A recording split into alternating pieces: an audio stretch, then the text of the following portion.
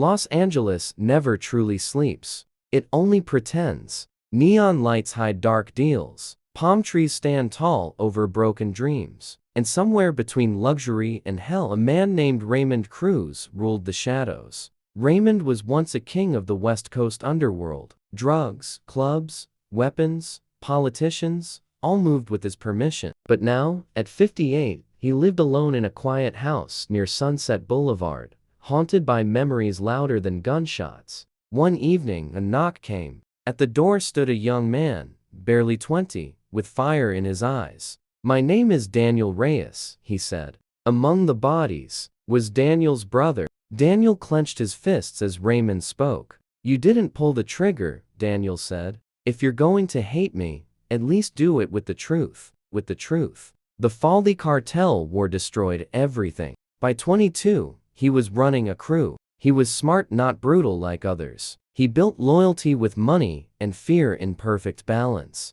Soon, LA whispered his name. By 30, Raymond owned half the city's underground. But power always demands payment. Smart, not brutal like others. He built loyalty with money and fear in perfect balance. Miguel sold him out to a rival cartel for protection.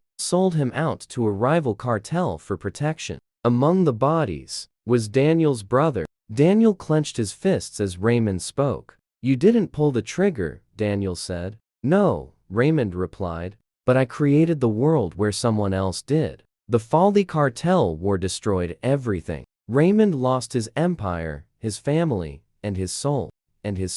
Years passed. The king became a ghost. Daniel stood up. "You think telling me this makes it okay?" "No," Raymond said. "But maybe it stops you from becoming me." Sirens echoed in the distance. Los Angeles kept breathing. Daniel looked at the gun in his hand, then at Raymond. Slowly, he lowered it and walked away, filled with music and laughter, past rich people who had no idea how close they lived to hell. He walked through the glowing streets of Los Angeles, past clubs filled with music and laughter, past rich people who had no idea how close they lived to hell. Raymond's words were still in his head. "I created the world where someone else did." Daniel hated him for that, but he hated the truth even more. His brother, Luis Reyes, was not an innocent man. He had chosen to work inside Raymond's empire. He had known the risks, but that didn't change the pain.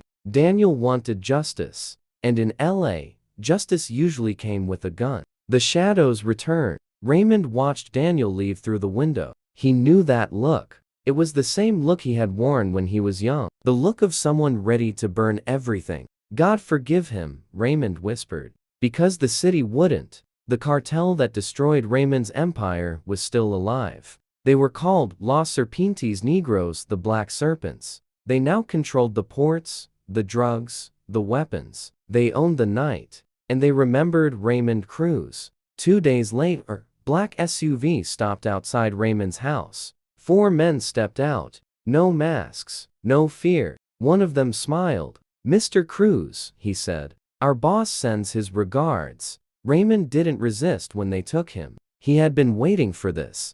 Daniel's decision. Daniel was in a small underground fight club when he got the news. A contact whispered in his ear, "They took Raymond." Daniel's heart stopped. He hated Raymond, but if Raymond died, so would the truth. Daniel left the fight club and disappeared into the city. Because now, this was no longer about revenge. This was about war. The Serpent's Den. Raymond was dragged into a warehouse near the LA docks. The smell of oil, blood, and metal filled the air. A man stepped forward, tall, cold, powerful. Santiago Vega, the king of Los Serpientes Negros. "You should have stayed dead," Vega said. Raymond smiled slowly. "I tried."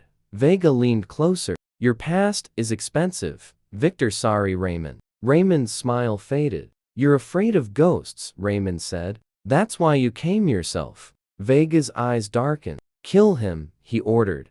Gunshots rang, but not from Vega's men. From the shadows, Daniel Reyes stepped into the light, holding a gun. "Let him go." The warehouse fell silent. Smoke hung in the air. Santiago Vega turned slowly toward Daniel. A young man. A shaking gun. Angry eyes. You? Vega laughed softly. A boy wants to save a dying king? Daniel didn't blink. Step away from him. Raymond looked at Daniel, shocked. Kid, go, he whispered. This isn't your war. Daniel tightened his grip.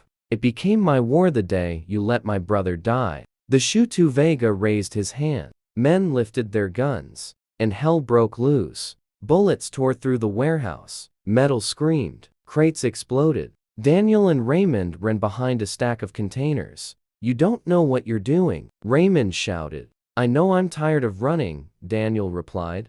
Two serpent soldiers rushed them. Raymond grabbed